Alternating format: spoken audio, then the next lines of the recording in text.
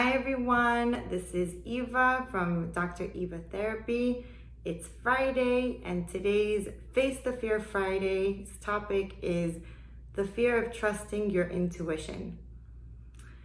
Many of us with anxiety have trouble differentiating the two, which is anxiety and anxious thoughts, and which is the intuition or the gut feeling, or just somehow knowing that something's up, having a sense of something without necessarily having contextual or visible cues and clues to let you know that you're onto something. I think that a lot of us with anxiety actually have, for whatever reasons throughout our life, shut down and quieted our inner voice, our intuition, for the sake of playing nice, getting along, maybe not wanting to see things that are staring at us in the face as we're growing up. And there's a part of us that knows that something's up. There's a part of us that knows that something's wrong. But perhaps as children, we're told to not pay attention to those things, to be distracted about something else, or move away from that. Or perhaps we're told to not really see what we're seeing, and what's happening is not really happening. And this creates a huge confusion within us that then we start to distrust our judgment. Because as kids, well, we have to trust what the adults are telling us. They're the ones who know, they're the ones who are right, they're the ones who are paving the way for us. But even though that seems to make sense logically in our minds as kids, emotionally, we still feel like something's different, but we can't put our finger on it. And maybe we start to think that it's our fault, that there's something that's wrong with us, there's something that's wrong with how we're showing up when we're little at school, as we're growing up with our friends, with our family, in social circles, in presentations, at work, with relationships, etc., etc. So we lose touch with our inner voice.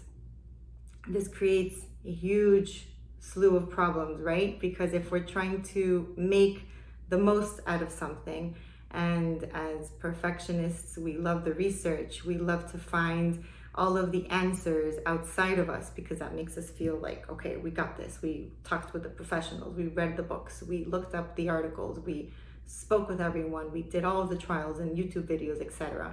So that those people outside, those books, those professionals know way more than what I know deep in my heart and deep in my gut and in my head to know what's up. So we get lost in it.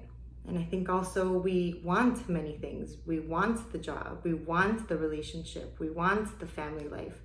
And we sometimes shut down that part of us that's telling us something's up here, or go and do that instead, or pay attention to that detail, because we really, really, really want to fulfill these fantasies that we have for our life, in our relationships, in our careers, etc., that we put the intuition to the side, thinking that we can make sure that whatever we have, we can work with and make it perfect and make it great, and everything's going to work out. Unfortunately, because we can only control what happens within us and in our life, that doesn't tend to work out. Sometimes it does, because some things do align, etc., but sometimes it doesn't. And then what happens? We feel stupid. Oh my God, I knew it was coming. I had a sense of it. Why didn't I do anything about it? I should have known. I should have acted sooner, etc., etc., etc.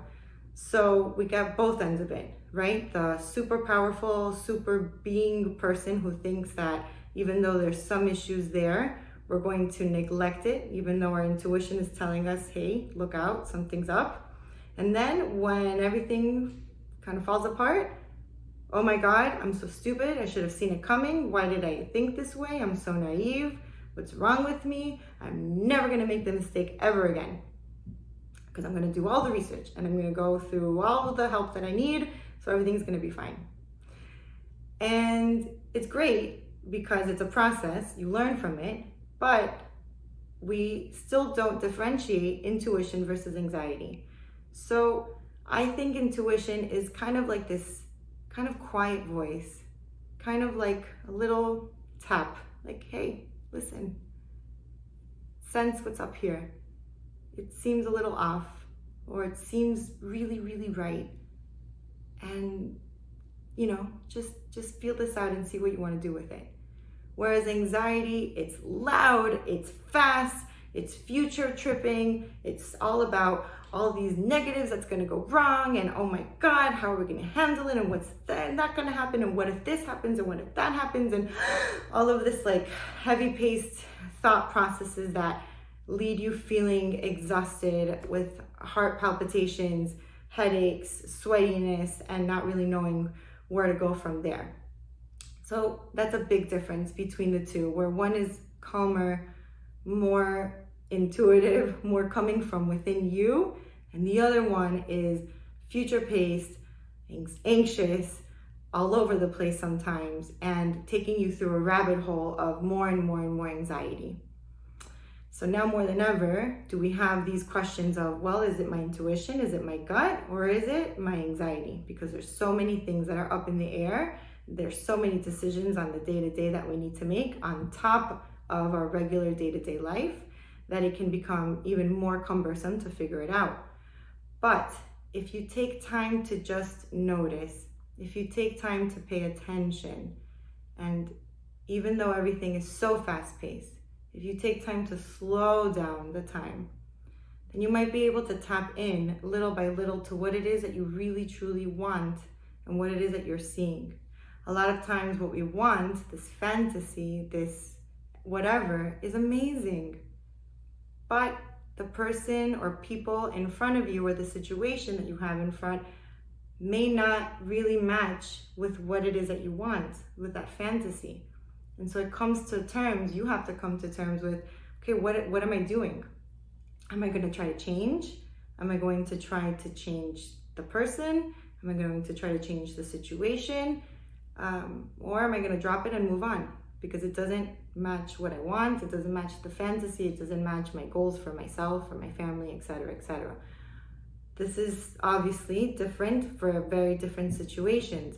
But I think that if we're specifically going to speak about, for example, parenting, a lot of times moms drop, and not knowingly anyway, but they don't pay attention to their inner voice. They don't pay attention to what it is that they want from their kids and how they want to be the authority.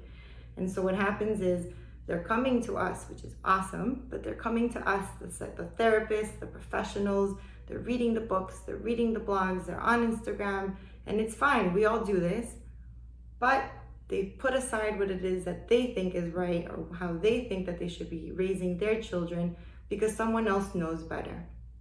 And in my opinion, it's not one or the other, it's a combination. Obviously, when you're talking to someone objectively or when you're reading books that are, based on a lot of different theories and a lot of different techniques, etc., it's going to open your mind to the possibilities of doing things differently that are more in flow with your life. But it's a combination of finding what matches you, because it's not a one-size-fits-all. It is about finding the techniques that work with you in your period of life and your family. It's about you finding your inner voice as a mom, as the authority figure, as a parent, versus only looking outside of you for the support and the knowledge that you think you need to raise your kids. And in relationships or career choices, sometimes it's a similar thing. It's trying to figure out, what is it that I need from this relationship or this career move that I think these people or these positions outside of me are going to fulfill in me? And do I necessarily need to latch onto them? Or can I find it within myself so that I make wiser choices in the guidance of what it is I want from my life now and moving forward into the future? And some of that is obviously through the research, through experience, and some of that also is with tapping in with yourself. So, I've spoken about a lot of different things. I hope it made sense. And I just want to give you guys this little bit for this weekend, thinking through about how to differentiate those two. Intuition versus anxiety versus future tripping versus catastrophizing, and the other part, the intuitive part, which is tapping into yourself, tapping into what you want, what makes sense, and testing that out and seeing where that takes you. So I hope you have a great weekend, And you can follow me here on Facebook, on Instagram. I have a Facebook group called PI, Perfectionist Insight and Education, and my website where you can learn so much more about these topics. I hope you have a wonderful, wonderful day. Bye, everybody.